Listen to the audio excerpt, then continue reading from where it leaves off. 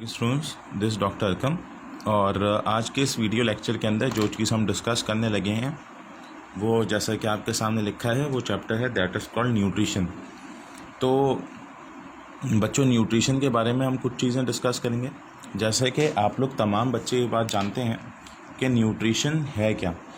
Nutrition को start करते हैं। इम्पॉर्टेंट टॉपिक है रिलेटेड टू एमकैट। याद रखिएगा कि न्यूट्रिशन के हवाले से एक बेसिक बात मैं आपके सामने शेयर करता चलूँ, वो सिर्फ़ और सिर्फ ये है कि न्यूट्रिशन का ज़ूलॉजी पोर्शन इंतहा से ज़्यादा अहम है। और ज़ूलॉजी पोर्शन में सबसे ज़्यादा ह्यूमन की न्यूट्रिशन वो बहुत इम्पॉर्टेंट है। तो कोशिश करेंगे कि आज की इस क्लास के अंदर इन तमाम चीज़ों को हम कवर अप करें। जो भी मसले मसाइल होंगे, यानी जो भी क्वेरीज़ होंगी आपकी, आप मुझसे डायरेक्टली पूछ सकते हैं। ठीक है। न्यूट्रिशन वाइंड अप करने के बाद मैं आप लोगों को किंगडम एनिमेलिया स्टार्ट कराऊंगा इंशाल्लाह ताला, और उसके बाद फिर मैं ट्रांसपोर्ट की तरफ शिफ्ट कर जाऊंगा। मैं चाह रहा था कि किंगडम एनिमेलिया की जो है वो वीडियोस एक साथ आपको दे दूं ताकि आप एक साथ देख सकें। तो किंगडम एनिमेलिया क्योंकि एक बड़ा चैप्टर है, इसलिए उसकी वीडियो बना रहा हूँ। 4-5 वीडियोस अभी बाकी हैं। कोशिश यही है कि जल्द से जल्द वो वीडियोस बना के आप लोग को प्रोवाइड कर दी जाए ताकि आप लोग अच्छे से उससे मुस्तफ़ीद हो सकें। एनीवेज़, टाइम को ज़ाया किए बगैर स्टार्ट करते हैं। न्यूट्रिशन की डेफिनेशन में बताया जाता है कि भाई intake of vital bio component. ठीक है। अगर आप वाइटल बायो कंपोनेंट का इनटेक कर रहे हैं, that is simply called the nutrition. बच्चों, एक बात याद रखिएगा, इंटर में जो न्यूट्रिशन पढ़ा है और एमकैट में जो न्यूट्रिशन पढ़ेंगे, इसमें थोड़ा सा फ़र्क होगा। फ़र्क कैसा होगा अभी मैं आपको बताता हूँ। देखिए बच्चों, वाइटल बायो कंपोनेंट के बारे में आपने एक चीज़ डिस्कस की थी, तो इसमें आपके पास आ जाता है प्रोटीन, इसमें आपके पास आ जाता है फैट्स, इसमें आपके पास आ जाता है कार्बोहाइड्रेट। ये बेसिक हैं, या फिर आप कहते हैं वाटर। एक्चुअली आपकी बॉडी में इन तमाम चीज़ों का होना ज़रूरी है, इन तमाम चीज़ों की कंपोनेंट्स का होना ज़रूरी है। यानी अगर प्रोटीन ब्रेकडाउन होता है बच्चों, तो आप तमाम लोग ये बात जानते हैं कि प्रोटीन ब्रेकडाउन होता है तो बनता है अमाइनो एसिड। ठीक है ना, ये बात तो पता है आप लोगों को। अगर फैट्स ब्रेकडाउन होता है तो ये बनता है फैटी एसिड। ठीक है। और अगर कार्बोहाइड्रेट ब्रेकडाउन होता है तो बनता है क्या? मोनोसैकेराइड्स। तो ये बनता है। तो बेसिकली आपको इन तमाम चीज़ों को बॉडी के अंदर इंटेक करना है। अगर ये तमाम चीज़ें, यानी कि वाइटल बायो कंपोनेंट अगर इंटेक हो रहे हैं बॉडी के अंदर, तो इन तमाम चीज़ों की इंटेक को आप क्या कहते हैं कि एक पेशेंट की या एक पर्सन की न्यूट्रिशन फुलफ़िल हो रही है। तो अगर आपसे पूछा जाए कि एक पर्सन की न्यूट्रिशन कब फुलफ़िल होगी, तो आप बताएंगे जब उनके अंदर वाइटल बायो कंपोनेंट ऐड होते हैं। इन वाइटल बायो कंपोनेंट में हमारे पास मिनरल्स भी आ जाते हैं, इन वाइटल बायो कंपोनेंट में हमारे पास विटामिन्स भी आ जाते हैं, और भी बहुत सारी चीज़ें आती हैं। बट बेसिक जो थे वो मैंने पहले 4 जो लिखे, ये बहुत इंपॉर्टेंट हैं और ये बहुत बेसिक हैं। ये आपकी बॉडी के अंदर होना बहुत ज़रूरी है। याद रखिएगा बच्चों कि इस पूरे चैप्टर के 2 पोर्शंस होते हैं, एक बॉटनी पोर्शन, एक zoology portion.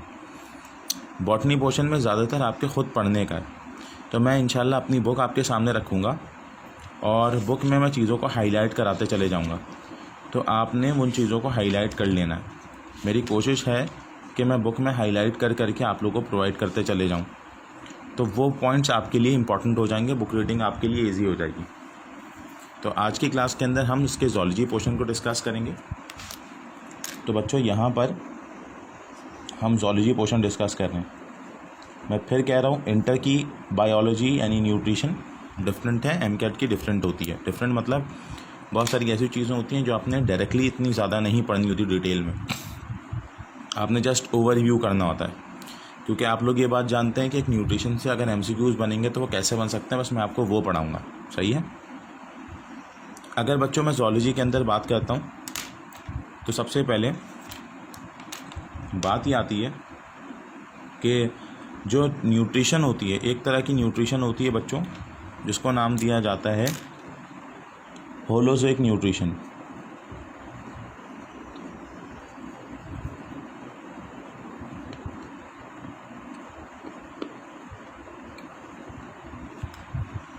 What do you mean by holozoic nutrition?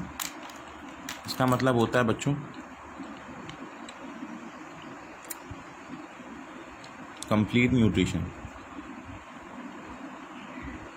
Holozoic nutrition का मतलब होता है कंप्लीट न्यूट्रिशन। कंप्लीट न्यूट्रिशन का मेरा बच्चा स्टेप्स होते हैं, ठीक है। तो स्टेप्स कौन कौन से होते हैं? पहले स्टेप होता है दैट इज कॉल्ड इंजेशन। दूसरा स्टेप होता है डाइजेशन। तीसरा स्टेप होता है एब्जॉर्प्शन। चौथा स्टेप होता है एसिमिलेशन। पांचवा स्टेप होता है डाइजेशन। तो बेसिकली ये 5 स्टेप होते हैं: इंजेशन, डाइजेशन, एब्जॉर्प्शन, एसिमिलेशन और ईजेशन। इंजेशन का मतलब होता है intake of food orally, it's called ingestion. Digestion का मतलब होता है कि भाई break down of food. Absorption का मतलब होता है सिंपल एब्जॉर्ब करना फूड का। एसिमिलेशन का मतलब होता है बच्चों डिस्ट्रीब्यूशन ऑफ फूड। और ईजेशन का मतलब होता है रिमूवल ऑफ वेस्ट। ठीक हो गया? तो ये हमारे पास स्टेप्स ऑफ न्यूट्रिशन है: इंजेशन, डाइजेशन, एब्जॉर्प्शन, एसिमिलेशन और ईजेशन।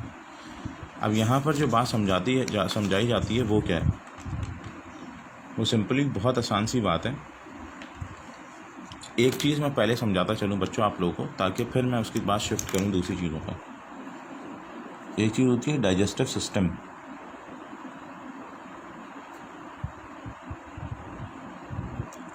अगर आपसे बोला जाए what do you mean bye digestive system, क्या होता है डाइजेस्टिव सिस्टम?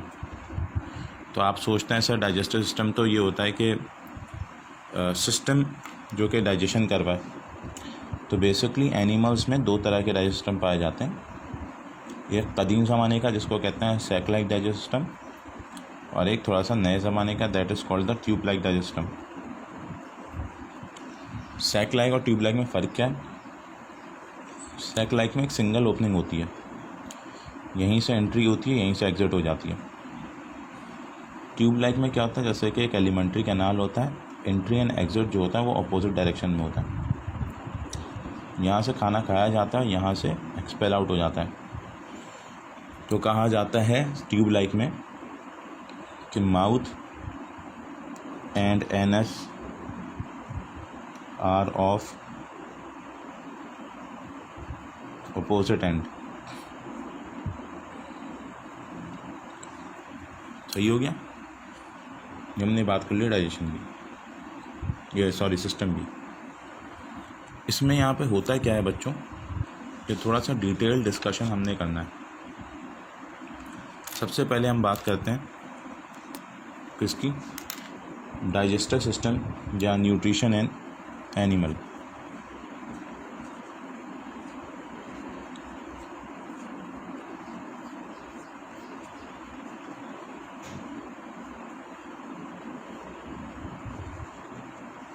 अगर बच्चों न्यूट्रिशन इन एनिमल्स की बात कर रहे हैं तो एनिमल्स में पहला जो न्यूट्रिशन आ रहा है वो मैंने किसमें किया? अमीबा में। अब सवाल ये आता है कि आपको थोड़ा सा डिटेल डिस्कशन करना है अमीबा के बारे में। अमीबा की एग्जैक्ट डायग्राम भी पूछी जाती है। अमीबा के बारे में कहा जाता है कि जो अमीबा है बच्चों, ये एक माइक्रोफेजस फीडर कहलाया जाता है। ठीक है, इसको कहा जाता है माइक्रोफेगस फीडर। सही है। आप सभी बात जानते हैं कि एक्वेटिक ऑर्गेनिज्म है, पानी में रहता है। तो जब ये पानी में रहता है ना बच्चों, तो अगर मैं इसके स्ट्रक्चर को आपके सामने बताऊं, इस तरह का अमीबा के अंदर जो होता है बच्चों वैक्यूल मौजूद होता है, और वैक्यूल में एंडोसाइटोसिस होती है जिसके ज़रिए फूड को इनटेक करता है। आप सब समझदार हैं एंडोसाइटोसिस का मतलब क्या होता है, कि ये वैक्यूल है, अगर कोई पार्टिकल बाहर मौजूद है तो वो उसके अंदर आ जाता है। कैसे बाहर आता है? By a process known as endocytosis. बहुत सारे बच्चों को कन्फ्यूजन हो रही होगी तो मैं बता देता हूँ। ये अमीबा है, नेक्स्ट स्टेज में अमीबा अपने स्ट्रक्चर को इस तरीके से बनाता है, फिर ऐसे हो जाता है, यानी जो फूड पार्टिकल इधर होता है वो इधर आ जाता है और फिर अल्टीमेटली अंदर आ जाता है। समझ रहे हो ना? ये होता है। उसके बाद क्या होता है? Food particle and water moves inside. Obvious सी बात है, पानी में रह रहा है, सही। इसके बाद थोड़ी देर के बाद क्या होता है? इनका साइज़ छोटा हो जाता है बच्चों, सही। इनका साइज़ छोटा हो जाता है वैक्यूल का साइज़ छोटा होता है। क्यों? क्योंकि जो आप कहते हैं साइज ऑफ वैक्यूल डिक्रीजेस। क्यों डिक्रीज़ हो रहा है? लॉस ऑफ वाटर की वजह से। ओके, पानी लॉस हो रहा है तो वैक्यूल का साइज़ जो होता है बच्चे वो डिक्रीज़ हो जाता है। अब इस डिक्रीज़ होने की वजह से जो नेक्स्ट पॉइंट आता है वो क्या होता है? इसमें बताया जाता है कि इसका pH भी डिक्रीज़ हो जाता है। डिक्रीज़ हो कितना हो जाता है? 5.6। तो ये हो जाता है एसिडिक। सही है मेरा बच्चा? एसिडिक pH का हो जाता है। नेक्स्ट स्टेज में एसिडिक pH के बाद इसमें होता ये है कि गैदरिंग ऑफ लाइबोसोम। गैदरिंग बच्चों ये स्पेलिंग ज़रा देख लेना, GATHERING, मैं गलत होगी। Gathering of lysosome. Lysosome gathered होना शुरू हो जाते हैं। देखिएगा लाइसोसोम गैदर्ड किस तरीके से होना, ठीक है। ये देखिएगा, ये लाइसोसोम गैदर्ड हो रहे हैं इस जगह पे ऐसे। जब ये लाइसोसोम गैदर्ड होते हैं ना, तो इस गैदरिंग के नतीजे में आपको समझ में आएगा, जैसी गैदरिंग हुई तो क्या होता है? रिलीज लाइसोजाइम, सही है। और जब ये लाइसोजाइम रिलीज़ होता है तो लाइसोजाइम क्या करेगा बच्चों? इंट्रासेलुलर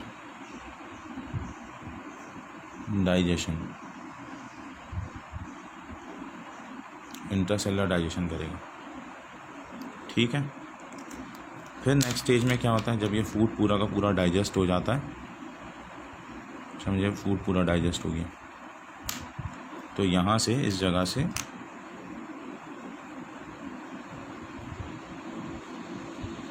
ये कुछ कैनाल्स रेडिएट होती हैं।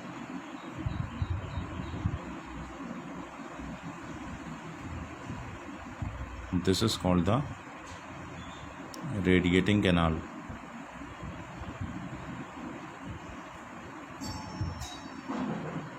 ठीक है, this is called the radiating canal.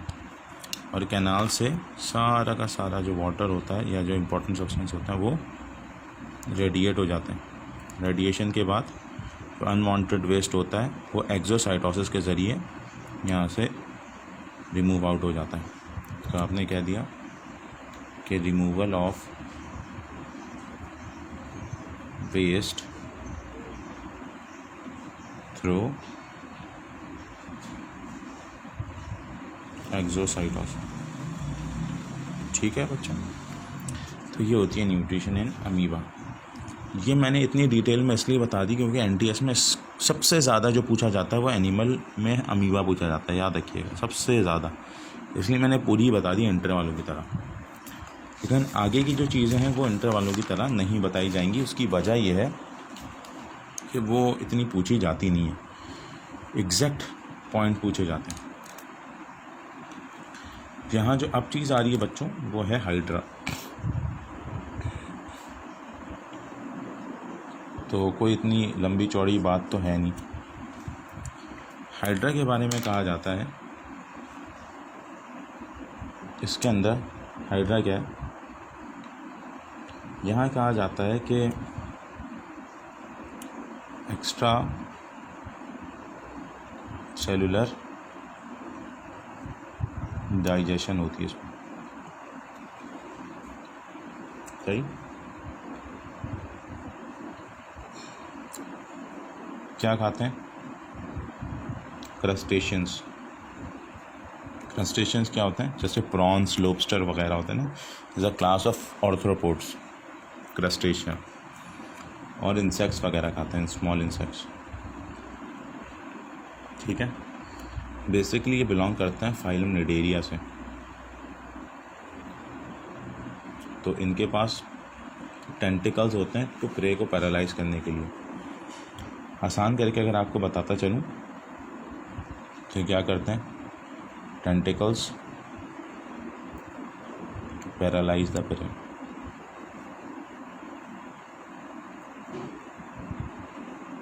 ठीक है, प्रे को पैरालाइज करने के लिए इनके पास टेंटिकल्स मौजूद हैं। उसके बाद क्या होता है, कहा जाता है ये ऑलमोस्ट 4 आवर लगते हैं इसको अपनी डाइजेशन को कंप्लीट करने के लिए, ठीक है। तो कहीं कहीं जगह पे कहा जाता है कि भाई एक्स्ट्रा सेलर भी होता है और इंट्रा सेलर भी होता है डाइजेशन इसके अंदर, ठीक है। ये डिप्लोब्लास्टिक है, तो इतना ज़्यादा वेल डेवलप्ड डाइजेस्टिव सिस्टम नहीं होता। यहाँ तक क्लियर है बात? बस हाइड्रा में ये पढ़ना है आपने। और हाइड्रा के अंदर एक बात तो याद रखिएगा कि सैक लाइक डाइजेस्टिव सिस्टम है।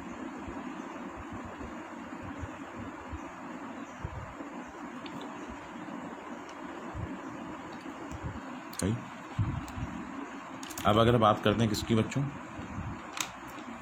हम बात कर रहे हैं प्लेनेरिया।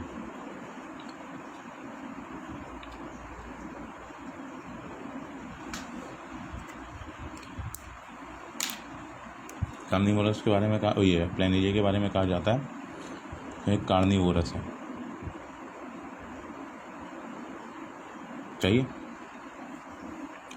और फीड अपॉन स्मॉल वर्म, छोटे छोटे कीड़ों के ऊपर फीड करता है।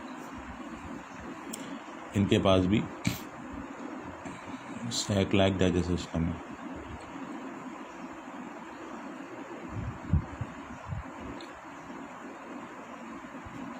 सही। अच्छा, इनके पास माउथ के बाद फौरन से फेरिंग्स आता है, याद रखिएगा। आज स्पेलिंग में पता ही नहीं क्या हो रहा है, PHARRINX, फेरिंग्स। और फिर ब्रांच्ड इंटेस्टीन होती है, सही। और ब्रांच इंटेस्टीन के बाद डाइवर्टिक्यूला होता है। यानी इसका मतलब ये होता है कि माउथ फौरन से इंटर होता है फेरिंग्स में, फेरिंग्स के बाद इंटेस्टीन होती है जहाँ से फूड एब्जॉर्ब हो जाता है, और डाइवर्टिक्यूला किनारों के ऊपर इंटेस्टीन की एक्सटेंशंस होती हैं। बस ये आपको पता होना चाहिए, ये प्लेनेरिया की बात है। सही है बच्चों, ये है सारा का सारा। और प्लेनेरिया थोड़ा सा डेवलप होता है, तो उसका मतलब ये है कि ये ट्रिप्लोब्लास्टिक ऑर्गेनिज्म, सही है। बस ये आपने याद करना है प्लेनेरिया के हवाले से, ठीक है। आखिरी एनिमल जिसको आप कह रहे हैं कॉकरोच। तो बच्चों कॉकरोच के बारे में कहा जाता है कॉकरोच हमारे पास ओमनीवोरस है, सही, ओमनीवोरस है और यानी कि दोनों सब कुछ खा सकता है। कि जो बॉडी होती है ना बच्चों, डिवाइड हुआ 3 हिस्सों में, फोरगट, मिडगट, हाइंडगट। मैंने आपको एक्सक्रीशन पढ़ाया था कॉकरोच में सेकेंड ईयर में स्टार्ट में, उसमें मैंने डिटेल बताई थी सारी बातें। फोरगट को कहते हैं स्टोमोडियम, मिडगट को कहते हैं मीजेंट्रॉन, कहते हैं प्रॉक्टोडियम। एक बात याद रखिएगा, tube like digestive system cockroach में पाया जाता है, इसके अंदर ट्यूब लाइक डाइजेस्टिव सिस्टम पाया जाता है। अच्छा, उसके बाद होता है कि मैल्फिजियन ट्यूब्यूल,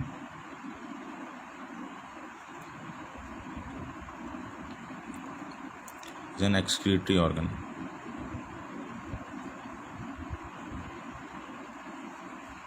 सही है बच्चों? तो ये सारी बातें किसकी हो गई? एनिमल की।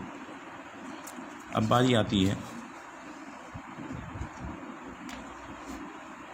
इसकी एक्सक्रीशन बोला, डाइजेशन इन मैन।